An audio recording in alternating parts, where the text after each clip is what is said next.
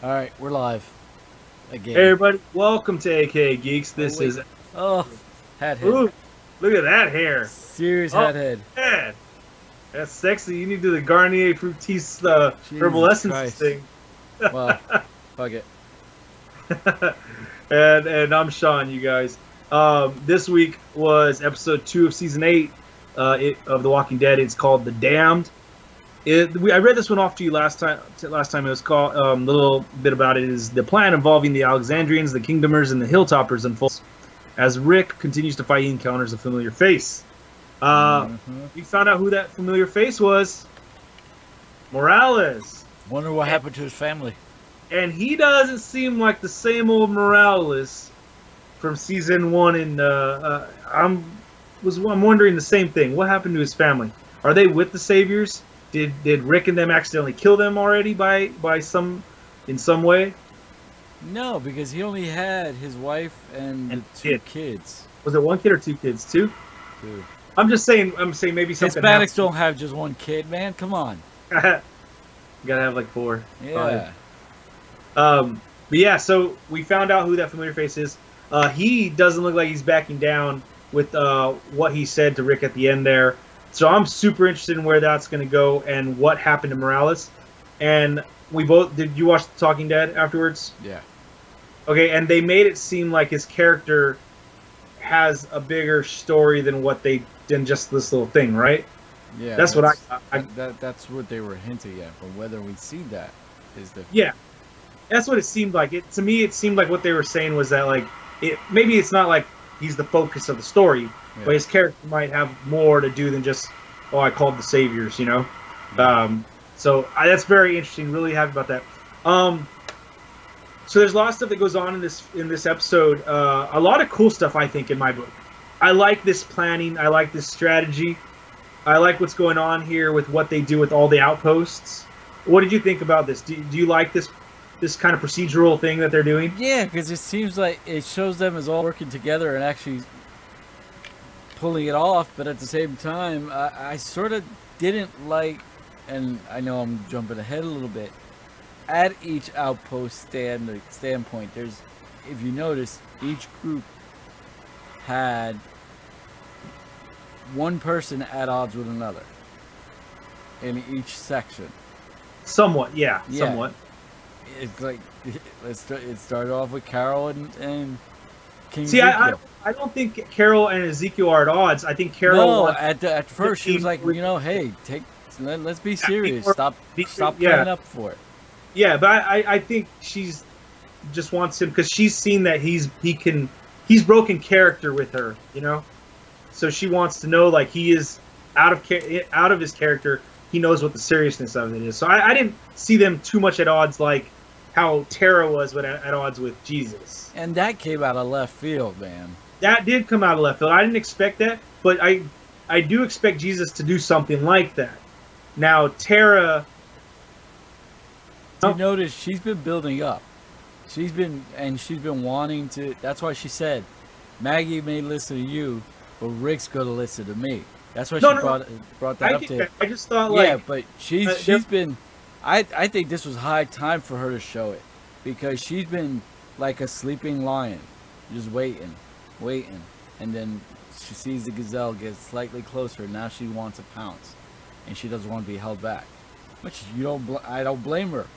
She's been, at this point, months of waiting, dealing with the whole Negan bullshit, seeing her girlfriend taken away from her before all the Negan bullshit, just at the start of it.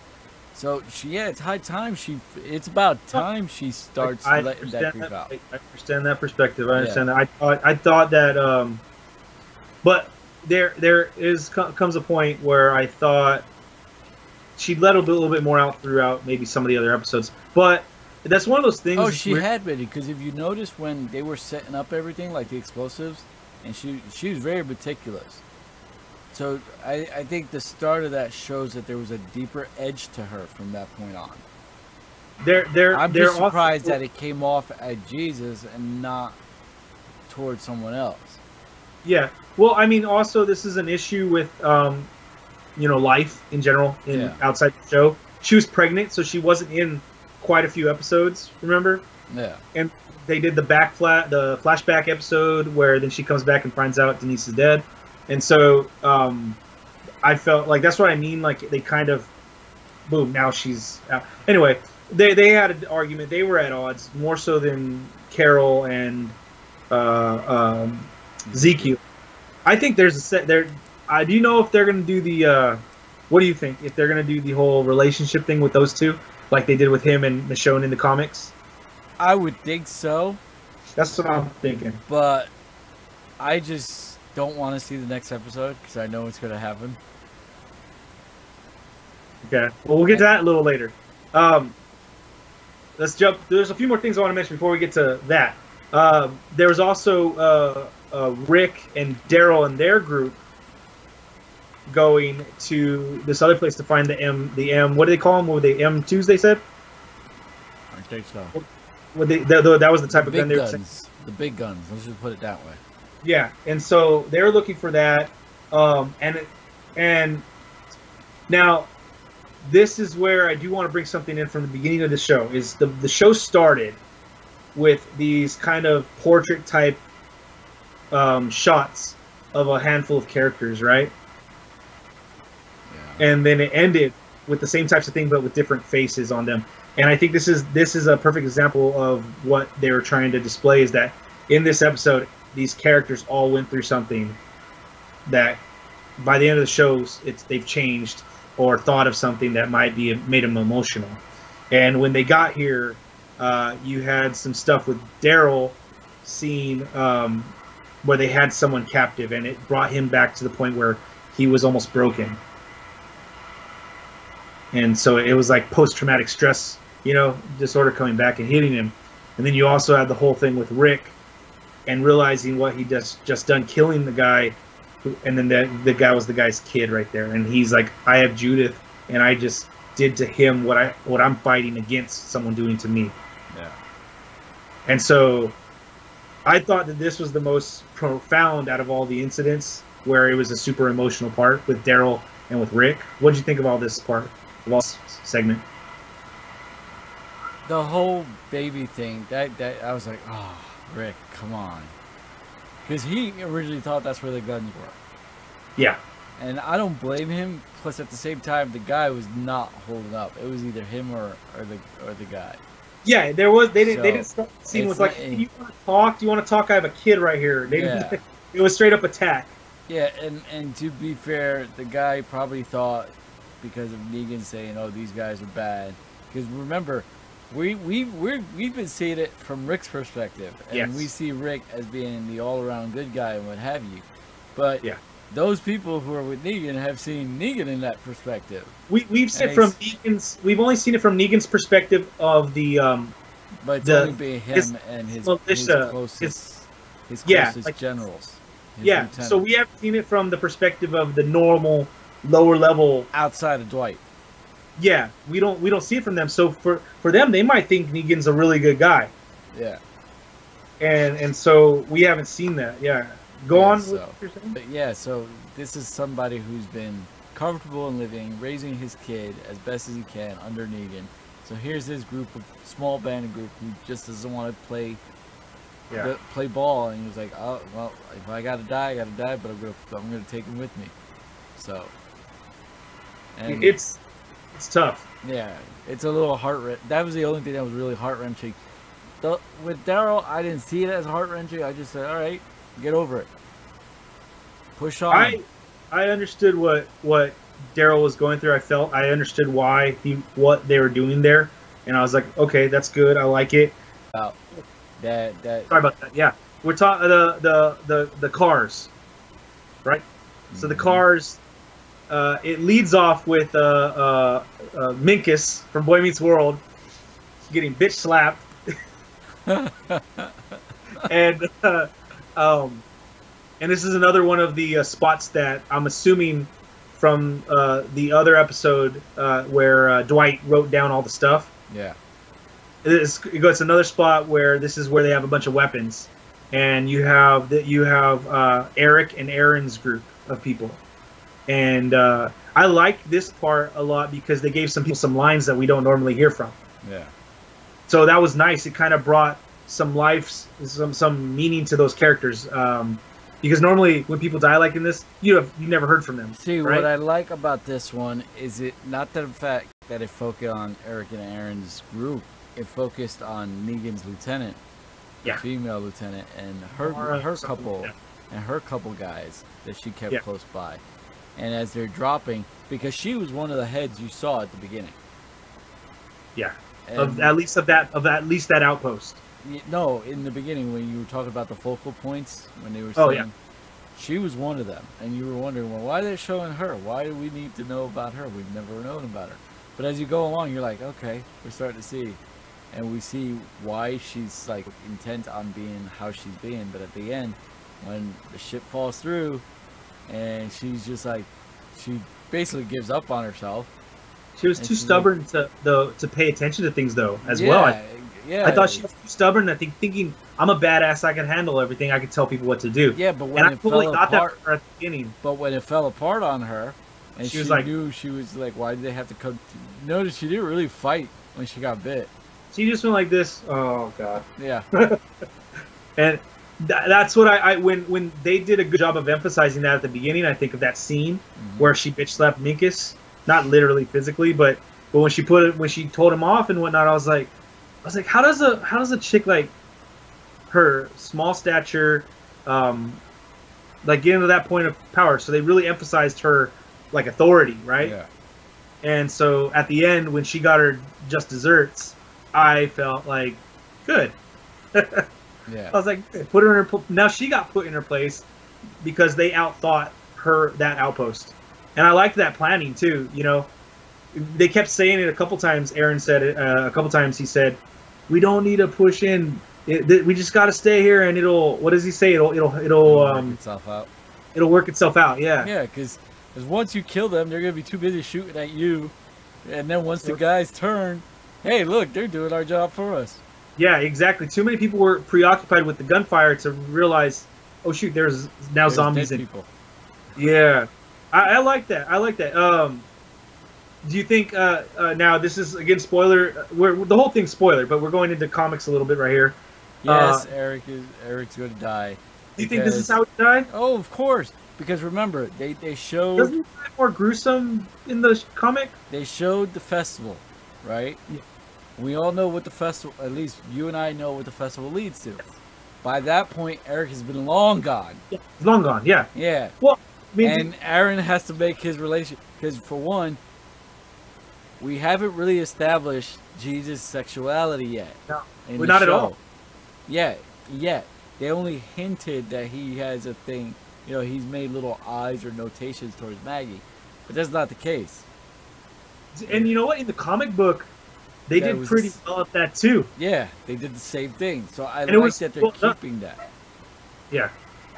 So but what if they switch it up? What if they entirely switch it up? They won't because they don't have that type of characterization in the show yet. Yeah. Outside, no, they do need it. You know, because they killed the only living couple that they had by losing one of them. So.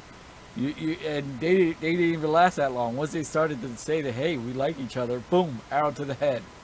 So it's like, yeah, you need something that's a lot more long term, outside of Eric and Aaron. I just hope he doesn't die by a gut shot. When that happened, I was like, oh no, he's gonna take a knife to the head. They're not gonna let him turn.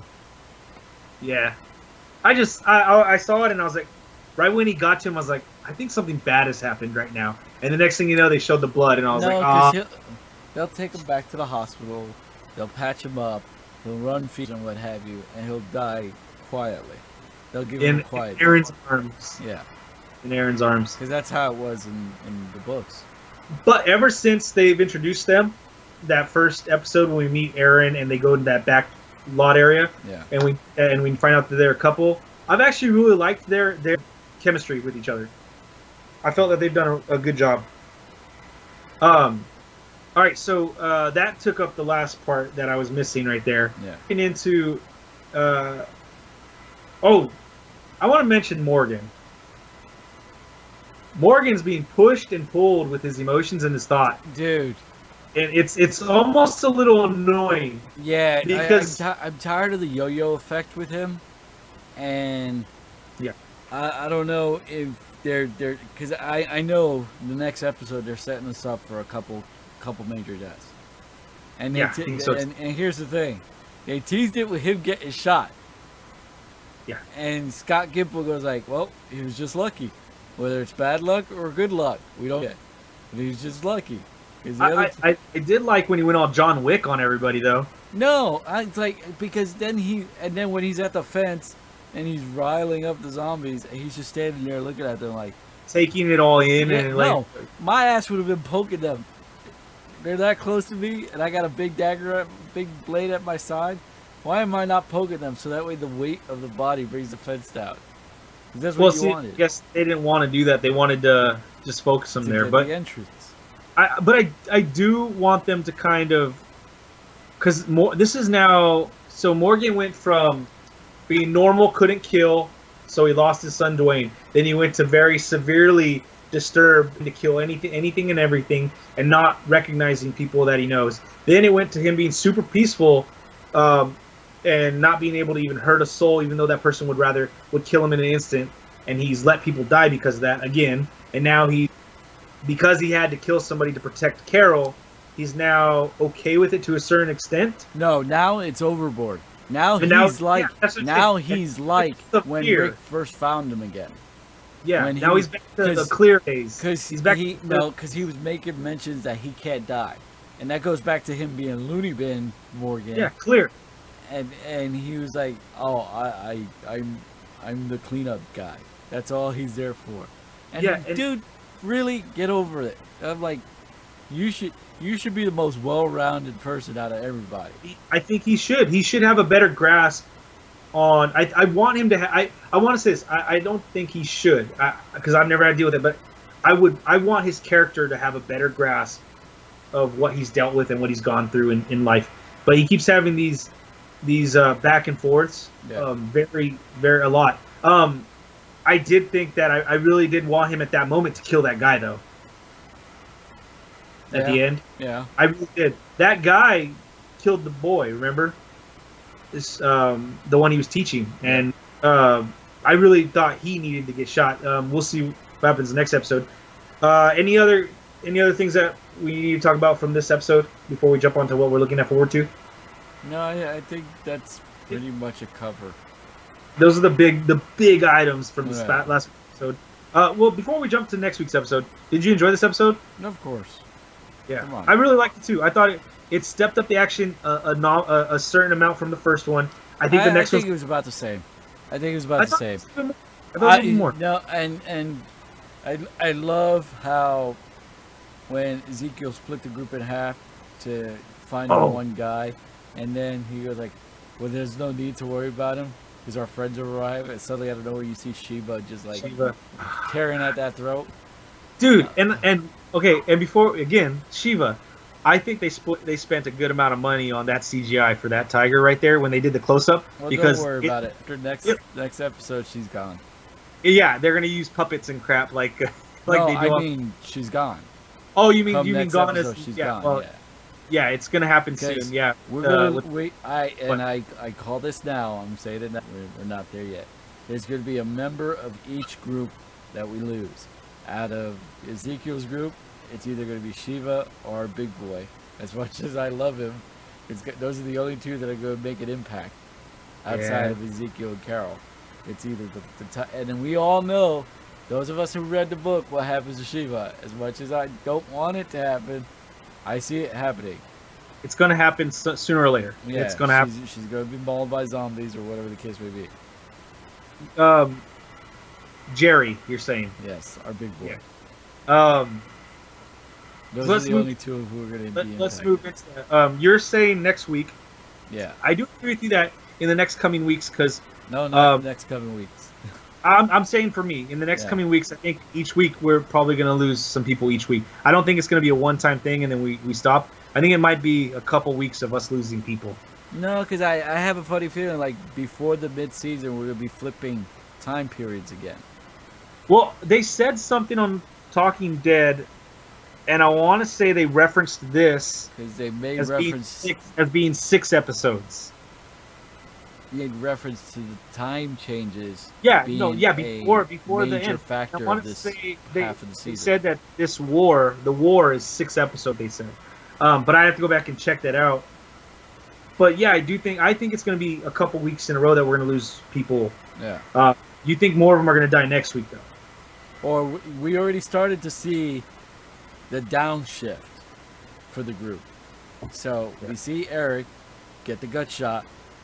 We don't know between Rick or Daryl. I don't. They're the only two out of that went in stag. So it's one of them. And they did show a scene from next one. And it looks like they're being held up like that, yeah, right? And Daryl's sitting on the couch next week. That's all I gotta say for Talking Dead. There's a lot of people that will stop watching the show if Daryl ever dies. Listen, he ain't gonna be around forever. It's just a thing. Nobody is safe. Nobody. As far as we know right now, as far as I'm up on the books, the only item that's been safe in this show that has not been safe in the comic is Rick's hand. Yeah. That's it. That's you know what?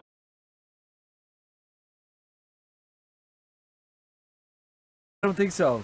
I think that's Kirkman's ploy to have that little aspect be different. He lost his hand in the comics a long time ago. Yeah. A long time ago. And the thing is, he lost his strong hand in the comics too. Mm-hmm. So he lost his right hand. He had hurt his right hand, and he started to shoot with his left. Yeah. For a while. Then also, I thought they were going to flip that when Negan wanted him to cut off Carl's hand. Mm-hmm. I thought they flipped it, and they were like, "Oh, they're doing it for the comic readers for a while." So, I just purposely don't see that ever happening. Like I said my two of who's going to be out of Ezekiel and Carol's group, Rick and Daryl. It's just them two. Eric and Aaron, we know who's got the gut shot. So. Oh yeah, Tobin got hit too with the bullet up here. Yeah, but. So I mean, he's not a main character. That's he's in the comic. I'm pretty sure That's a grace. So I don't see them picking back up and turning this around until episode 5. I think they'll start off with either Rick and Daryl being held up, or they're gonna start off with Gabriel and. Well, they have to No, I think this next episode we're gonna find out where the hell Morales has been. I think this next episode is going to be a good chunk of it. You think so? Yeah, and I think it'll carry over into the following one. That actually makes sense because that's how they've been doing a lot of episodes like that. Yeah. When something happens like that, they've done a lot of episodes like that. So that makes sense. That does sound about right. So yeah, that's where we're at right now. So people are going to die on the good guys' side, or what we view as the good guys. Yep.